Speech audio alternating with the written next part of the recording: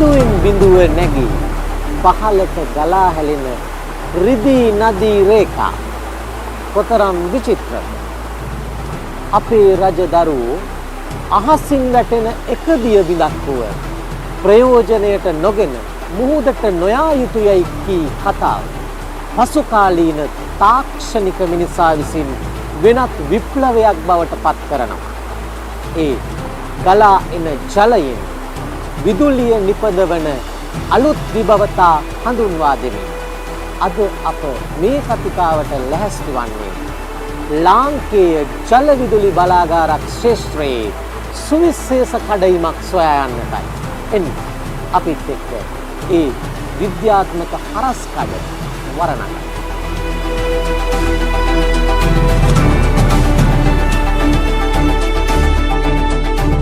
Colombo Bristol වීදියේ Bristol හෝටලයේ බ්‍රිලියට් කාමරයේ අඳුර පැරද වූ විදුලි පහන අද වන විට ශ්‍රී ලංකාව පුරා ලොකු කුඩා භේදයකින් තොරව ආලෝකයේ සපයන ප්‍රධාන මාධ්‍ය බවට පත් වී හමාරයි. විවිධ මාධ්‍ය ඔස්සේ විදුලිය උත්පාදනය කළ අතර 1912 වර්ෂයේදී නුවර එළිය බ්ලැක්පූල් වල ඉදිකළ කුඩා ජල විදුලි බලාගාරය තවත් එක් කඩඉමක් වුණා. එහි නියමුවානෝ ඉංජිනේරු ඩී.ජේ. විමල සුරේන්ද්‍රයන්. ඔහුට ලැබුණු සහාය කොතෙක් අවම වුවද වසර 9කට පසු එය නිම කළ විමල සුරේන්ද්‍රයන් සිය විසල් ජල විදුලි ව්‍යාපාරයේ පළමු සැලසුම රජයට ඉදිරිපත් කරනු ලැබුවා. කෙහෙල්ගමු ඔය හරස්කර ඉදිකරන වේල්ලක් මගින් ඇබර්ඩීන් ලක්ෂපාන බලාගාරය ඉදිකිරීම ඒ යෝධ සැලසුමයි.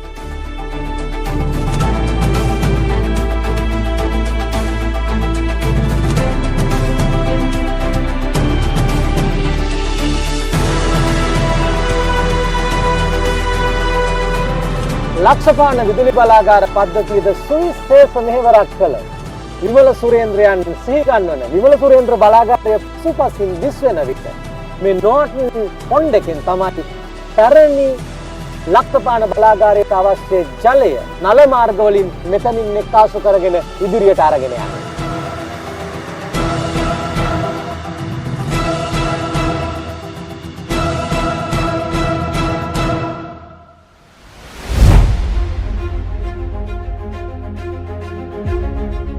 එක්දහස් 948 ඔක්තෝබර් 1 වනදා එවකට ගමනාගමන හා ප්‍රසිද්ධ වැඩ ඇමති සර් ජෝන් කොතලාවල ශ්‍රීමතාණන් විසින් වේල්ල මත ඉදි වූ පාලම විවෘත කළේ අප නුවන් අලු කරනු සඳහා සිය නුවන් අඳුරේ ගිල්ලූ ඔබ සැම සිහි කරත්වා යන වැකියද සමගයි. මේ තමයි මස්කෙලි ඔය ලක්ෂපාන වේල්ල මගින් නවත්තන තැන. ඒ කියන්නේ දැන් අපිට හරිම ළඟයි නව සහ පැරණි ලක්ෂපාන බලාගාර දෙක. දැන් අපි යන්නේ එතෙන්.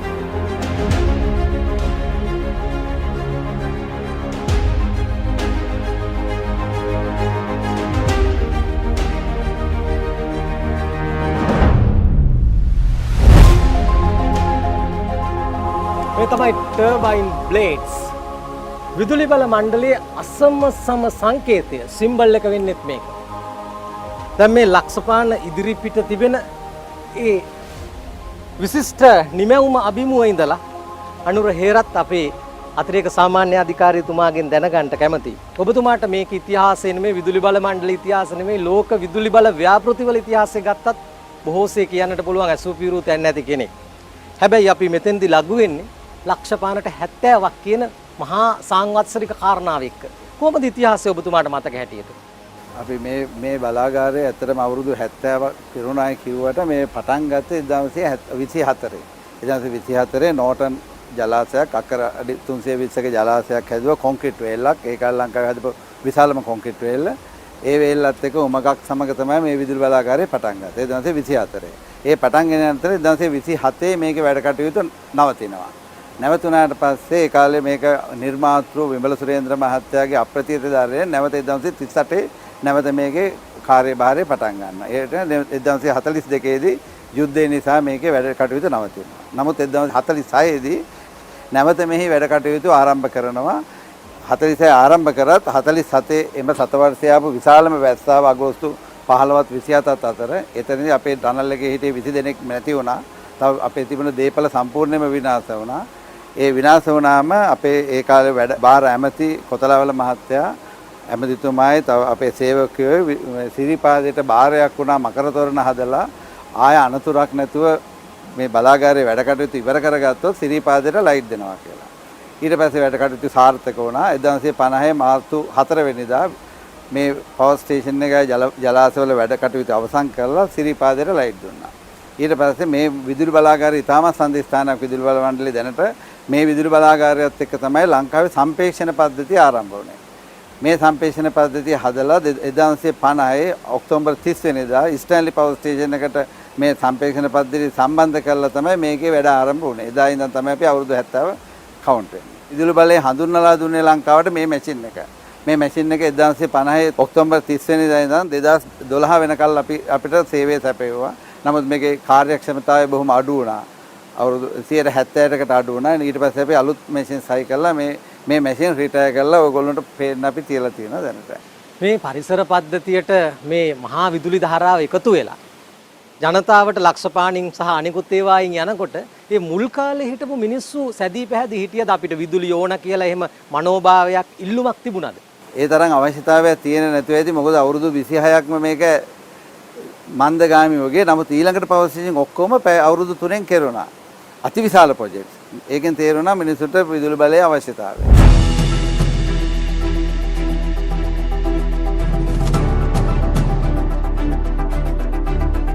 එක්දහස් 924 දී ප්‍රසිද්ධ වැඩ දෙපාර්තමේන්තුව විසින් මෙම ව්‍යාපෘතිය ඇරඹුවද ඊට ටෙන්ඩර් කැඳවනුයේ 1938 දී. දෙවන ලෝක සංග්‍රාමයේ 1939 ඇරඹීමත් සමග යළිත් පියවරක් පසුපසට තල්ලු වුණා.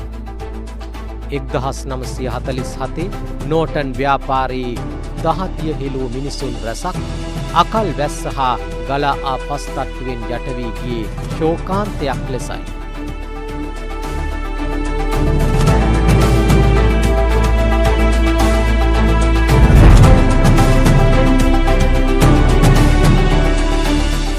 එක්දහස් 950 ඔක්තෝබර් 30 වනදා ශ්‍රීමත් ජෝන් කොතලාවල මැතිතුමා විසින් ඇබර්ඩීන් ලක්සපාන විදුලි බලාගාරය මගින් මෙගාවෝට් 25ක ධාරිතාවක් පොළොන්නාව ලැබුම් පොළට නිකුත් කරනු ලැබුවා. මේ පරිපතය මහ පොළොව මත විකාශනය වන්නේ නෝටන් බ්‍රිජ්, නුවර එළිය, දියතලාව, පානදුර, මීගමුව, අවිස්සාවේල්ල, පේරාදෙණිය ප්‍රාදේශීය විදුලි ඉංජිනේරු කාර්යාල පිහිටුවීමත් සමගයි.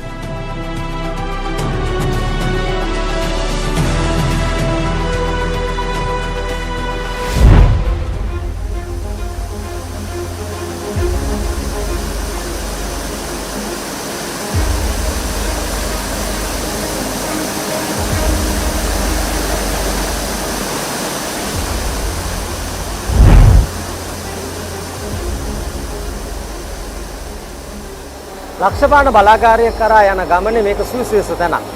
මේක හඳුන්වන්නේ කැළඹුම් ලිඳ කියලා. රසිත පීරිස් ප්‍රධාන ඉංජිනේරුතුමා පාලන හා උපකරණ සම්බන්ධයෙන් ඔබතුමා කොහොමද මේ සුවිශේෂ ක්‍රියාවලිය හඳුන්වා දෙන්නේ? ඇත්තටම මේකට අපි කැළඹුම් ලිඳ කියලා කියන්නේ. මේක ඇත්තටම ජල විදුලි බලාගාරයටම සුවිශේෂී තැනක්. මේකෙන් ඇත්තටම කාර්යයන් කිහිපයක් සිදු වෙනවා. ප්‍රධානම කාර්යය මම විස්තර කරන්න. අපි දන්නවා ජල විදුලි බලාගාරයක විදුලි නිෂ්පාදනය කරන්න අපි පාවිච්චි කරන්නේ ඉහළ මට්ටමේ තියෙන ජලය වේලක් මගින් හරස් කරලා අඩු පීඩන සහ අධි පීඩන නල මගින් ටර්බයින් එක මත වැදීමට සලස්සලා ටර්බයින් එක කරකවනවා. ඒ කරකවද්දී ඇතිවන යාන්ත්‍රික ශක්තිය මගින් තමයි අපි ජෙනරේටර් හරහා විදුලියක් නිෂ්පාදනය කරන්නේ. යම් දෝෂ තත්ත්වයක් ඇති වුණොත් අපිට ටර්බයින් එක ආරක්ෂක පියවරක් විදිහට ටර්බයින් එක වහ ගන්න ඕනේ. ඒ වගේ හදිසි වසා ගැනීමකදී මෙතනින් පහළ තියෙන ඇත්තටම අධි පීඩන නල මෙතනින් ඉහළ තියෙන අවපීඩන නලයක්. එතකොට මේ අධි පීඩන නලයට ඒ ඉහළට එන අධි පීඩනේ දරා ගැනීම හැකියාවක් තියෙනවා. නමුත් මෙතනින් එහාට තියෙන නල වලට ඒ හැකියාව නැහැ. ඒකින්ද අපි කරන්නේ ඒ එන ප්‍රෙෂර් එක, ඒක නැත්නම් පීඩනේ මෙතනින් මුදා හරින්න බලන්න. ඒතර මේක ඇත්තටම අපි සිංහලෙන් කැළඹුම් ලිඳ කියලා කියනවා. ඒත් එකම ඉංග්‍රීසි වලින් සර්ච් චේම්බර් කියලා කියනවා.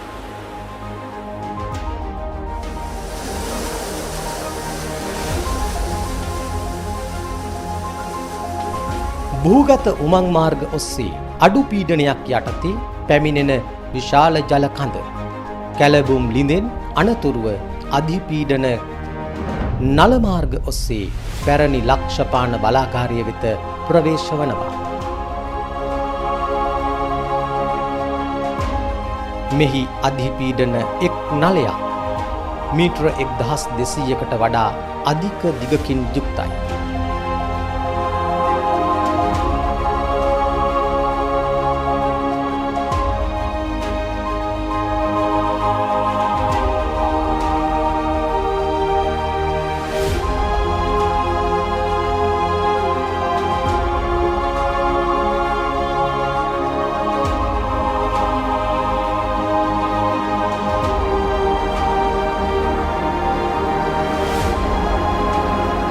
මේ කැරගෙන හැම තත්පරයකම රටට අවශ්‍ය විදුලිය නිර්මාණය වෙන්නේ. මේ තමයි පැරණි ලක්ෂපාන විදුලි බලාගාරය. නල දෙකක් මගින් එන ජලය නල හතරකට ආයි විභේදනය කළා, ඒක පහකට විභේදනය කළා එන මේ ටර්බයින් කැරකෙන්නේ. දැන් මේ තමයි හතරවෙනි ජෙනරේටර් එක. මෙතන දැන් සිද්ධ වෙන්නේ මේ පැරණි විද්‍යුත් පරිපත උත්පාද කරන යන්ත්‍ර නවීකරණය කිරීමකට නැත්නම් යථාවත් කිරීමක් සිද්ධ කරන එක. මේක ශ්‍රේෂ්ඨ නිර්මාණයක්. මෙතෙන්ට එන්නම ඕනේ ශ්‍රේෂ්ඨත්වය දකින්න.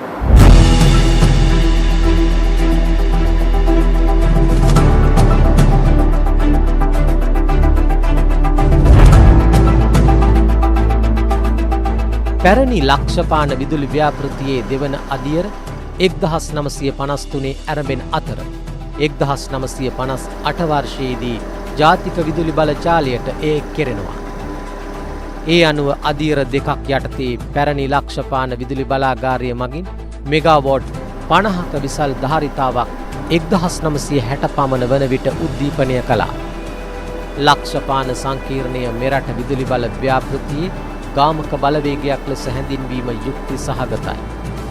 පැරණි ලක්ෂපාන බලාගාරය සමග අත්කරගත් විජයග්‍රහණය තවත් ප්‍රසාරණය වන්නේ නව ලක්ෂපාන බලාගාරය ඉදිකිරීමත් සමගයි. පැරණි ලක්ෂපාන විදුලි බලාගාරය ඉඳලා නව ලක්ෂපාන විදුලි බලාගාරයට දැන් අපි යන්නේ.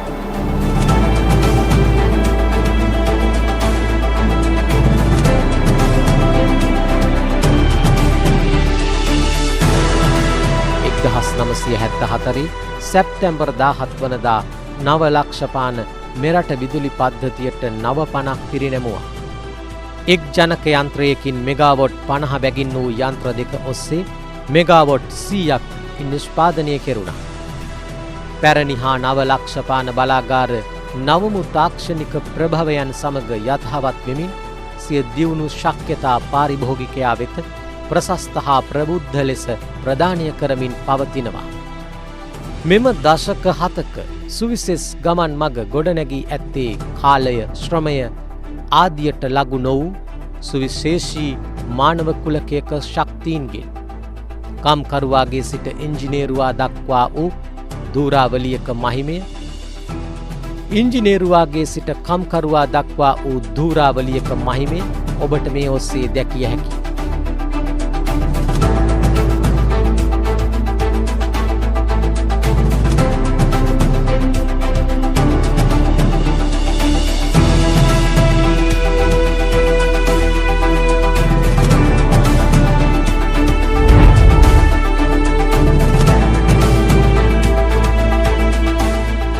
නව හා පැරණි ලක්ෂපාන බලාගාර දෙකෙහිම මෙහෙයුම් මැදිරිය බවට පත්වන්නේ මෙතන.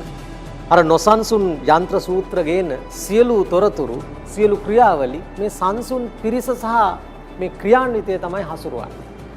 සජීව සෙනවිරත්න අපේ මෙහෙයුම් ඉංජිනේරුතුමා කොහොමද මේ කටයුත්ත මෙතනදී සිද්ධ වෙන්නේ? කොහොමද ඒක අපේ විදුලි පද්ධතියට ලැබෙන්නේ, ගලාගෙන යන්නේ? ඇත්තටම මේ ස්ථානය තමයි අපේ පැරණි සහ නව ලක්ෂපාන විදුලි බලාගාරවල පාලන මැදිරිය වෙන්නේ. ඒකට මේම ස්ථානයේ ඉඳන් තමයි අපි අපේ බලාගාරවල තියෙන ජනක යන්ත්‍ර සහ උපකරණවල මෙහෙයුම් සහ පාලන කටයුතු සිදු කරන්නේ. පැරණි ලක්ෂපාන බලාගාරයට ජලය ලබා ගන්නේ අපේ කෙහෙල්ගමු ආශ්‍රිතව තියෙන නෝටන් ජලාශයෙන්. ඒකට අපේ එහි පෙල්ටන් කියන වර්ගයට ටර්බයින් එකක් භාවිතා කරමින් ජල හිස අඩි 1550කින් පමණ යුක්තව අපි විදුලිය ජනනය කරනවා. එතකොට අපේ නව ලක්ෂපාන විදුලි බලාගාරය ගත්තොත් අපේ එහි තියෙනවා තරමක විශාල ජනක යන්ත්‍ර දෙකක් මෙගාවොට් 58ක ජනක යන්ත්‍ර දෙකක්. කියන්නේ මුළු ධාරිතාව මෙගාවොට් 116ක්කින් යුක්ත වෙනවා. එහිත් අපි භාවිතා වෙන්නේ පෙල්ටන් වර්ගයේ ටර්බයින් එකක්.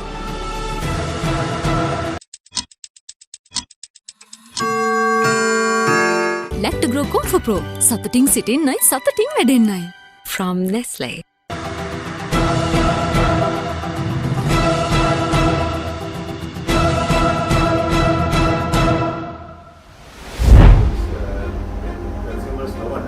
ලක්ෂපාන බලාගාරයේ වත්මන් ප්‍රධාන ඉංජිනේරුවරයා සුසිල් කරුණානන්ද මහතායි බලාගාරය සතු වර්තමාන ජයග්‍රහණ අනාගත අභියෝග සමග ගත යුතු ක්‍රියාමාර්ග හා වඩාත් ප්‍රසාරණීය කාර්යභාරයක් සඳහා බලගැන්වීමත් පිළිබඳව පරිවාර ඉංජිනේරු කාර්ය මණ්ඩලය සමග සාකච්ඡා කරමින් සැලසුම් සකස් කරමින් වඩාත් ප්‍රබුද්ධ කාර්යභාරයක ඔහු නිරත වනවා.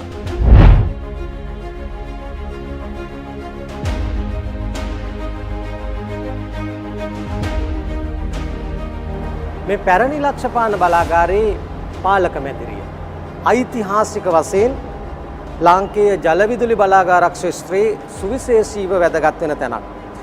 CGS ගුණසේකර මහත්මයා ඔබතුමා තමයි දැන් මේ වර්තමානයේ ලක්ෂපාන සංකීර්ණයේ නියෝජ්‍ය සාමාන්‍ය අධිකාරීතුමා.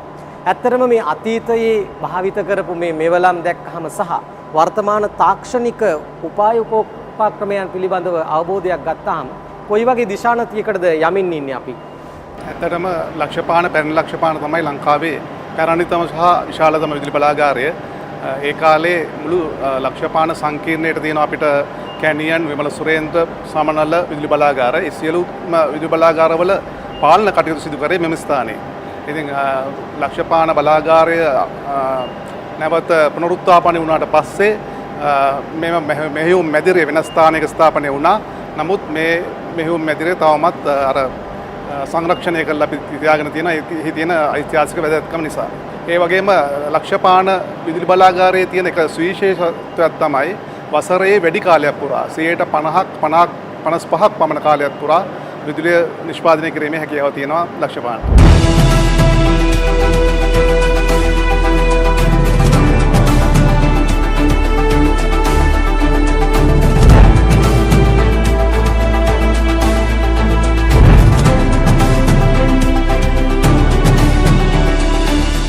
මේ ලක්ෂපාන බලාගාරයේ වේල් මේකේ දිග පළල බරසාරකම ගැඹුර දකින්න නම් මෙතෙන්ට එන්න ඕන. දැන් සිවිල් ඉංජිනේරුවන්ට සුවිශේෂ කාර්යභාරයක් සිද්ධ වෙනවා මේක ගොඩනගන්න.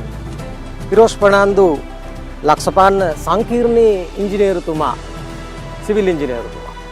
ඇත්තටම මොනවද මේ මහා විශාල සංකීර්ණය දශක ගාණක් තිස්සේ ගොඩනගද්දී ඔබතුමාලා මොන දුන්න අභියෝග? ඉතින් අපි මේ ඉන්නේ ලක්ෂපාන බලාගාරයෙන් පැරණි ලක්ෂපාන සහ නව ලක්ෂපාන කියන බලාගාර දෙකේම වතුර එකතු කළා මීට පල්ලෙහායින් තියෙනවා පොල්පිටියේ සමනල විදුලි බලාගාරය. අන්නේ විදුලි බලාගාරයට වතුර ගෙන යන්න හදාගත්ත වේල්ල.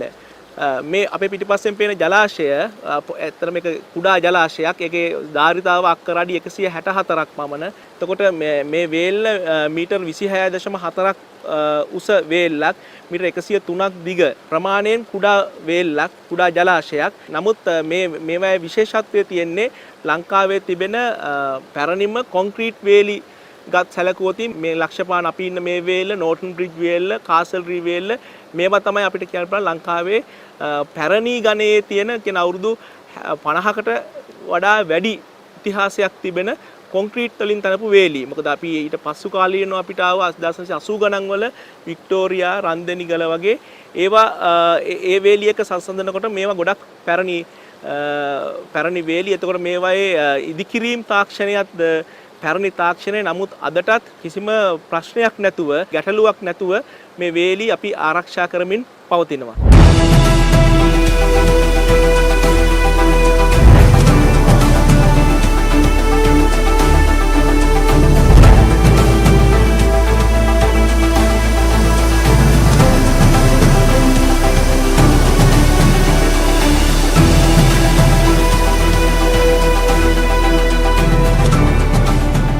ලාංකීය ජල විදුලි බලාගාරක් ක්ෂේත්‍රයේ අති සුවිශේෂ කඩයිම් ලක්ෂයක මම මේ හිටගෙන ඉන්නේ. එක් පැත්තකින් පැරණි ලක්ෂපාන විදුලි බලාගාරය. එය විදුලි ජනක යන්ත්‍ර 5කින් මෙගාවොට් 50ක ධාරිතාවක් ලාංකීය විදුලි පද්ධතියට එකතු කරනවා. අනෙක් පැත්තේ නව ලක්ෂපාන විදුලි බලාගාරය. එය විදුලි ජනක යන්ත්‍ර 2ක් මගින් මෙගාවොට් 116ක් ලාංකීය විදුලි ධාරිතාවට එකතු කරනවා. දශක ගණනාවක් තිස්සේ මේ සුවිශේෂ කාර්යභාරය ශ්‍රී ලාංකීය මිනිසුන්ගේ පැවැත්ම සඳහා පරිභෝජනය සඳහා සිද්ධ වෙනවා. එය ශ්‍රේෂ්ඨ ශ්‍රී ලාංකීය විදුලි ඉතිහාසය තුලත් අනාගතය තුලත් වර්තමානය තුලත් ස්වර්ණමය ලෙස සටහන් වන්නක් බවට පත් වේ. ශ්‍රී ලාංකීය ජල විදුලි උත්පාදනය සැලකිල්ලට ගැනීමේදී සමස්ත ලක්ෂපාන සංකීර්ණ පද්ධතියට හිමිවන්නේ ඉතා සුවිශේෂී ස්ථානයක්.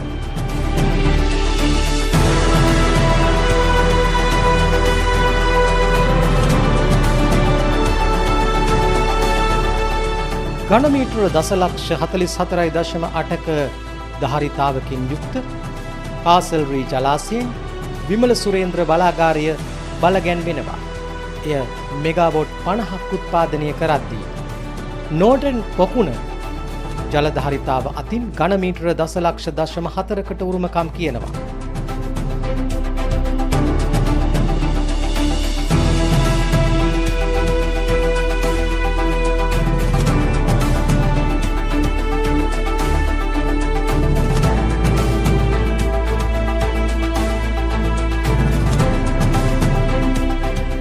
ජල ධාරිතාව ඝනමීටර දසලක්ෂ 4ක් වූ නෝර්ටන් පොකුණ මගින් ලක්ෂපාන පරණ බලාගාර ක්‍රියාත්මක වනවා.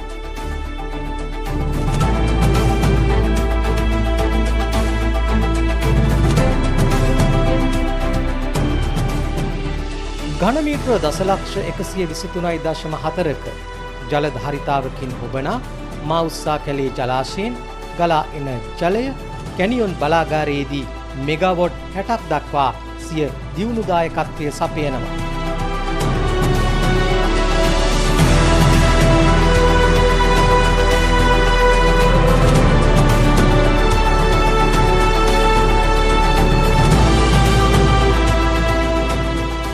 කැනියොන් පොකුණෙන් ගලා එන ඝනමීටර දසලක්ෂ 1.2ක ජල ධාරිතාව නව ලක්ෂපාන බලාගාරය දක්වා Tamanගේ ක්‍රියාන්විතය දියත් කරනවා.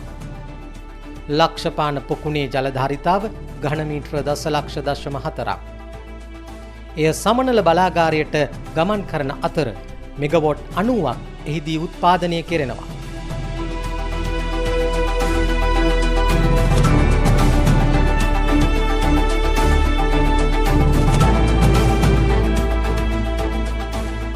ඉදිරියේදී බ්‍රෝඩ්ලෑන්ඩ් බලාගාරයේ අවසන් වීමත් සමග මෙගාවොට් 35ක් ජාතික විදුලි පද්ධතියට එකතු කිරීමට සූදානම්. ඒ ලක්ෂපාන සංකීර්ණයේ අවසාන විදුලි බලාගාරය.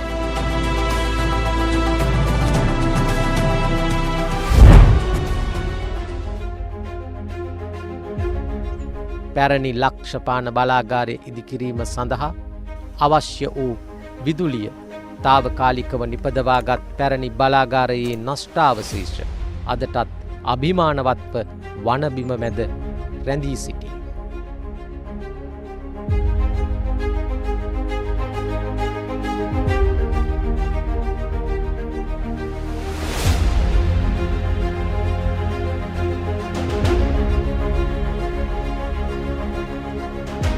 ශ්‍රී ලාංකේය ජල විදුලි උත්පාදනයේ අග්‍රස්ත බිමක් බවට පත් වූ ලක්ෂපාන ලෙසින් නාමකරණය පත් විමල සුරේන්ද්‍ර සිරිමතුන් සේම තවත් නේක ප්‍රභාස්වර මිනිසුන් විසින් නිර්මාණය කළ මේ දැවැන්ත ව්‍යාපෘතිය ඔබ මේ මොහොතේ අත්විඳින විදුලි බල පරිභෝජනයේ ප්‍රදීපාගාරයක්. එක් ඒකකයක් හෝ අපතේ නොයවා සෑම නිමේෂයකම අරපිරිමැස්මෙන් විදුලිය පරිභෝජනය කොට ජාතික විදුලි බල සපයන්නාගේ පරම පවිත්‍ර උවමනාව උතුම් ශ්‍රී ලාංකේය පුතෙකු ලෙස ඔබටත් සාධනය කළ හැකි. ලක්ෂපාන විදුලි බලාගාරය දශක 7ක ජන්මදිනය සමරන මෙවන් මොහොතක ඔබටත් එවන් උතුම් සත් ක්‍රියාවකින් දායක විය හැකියි.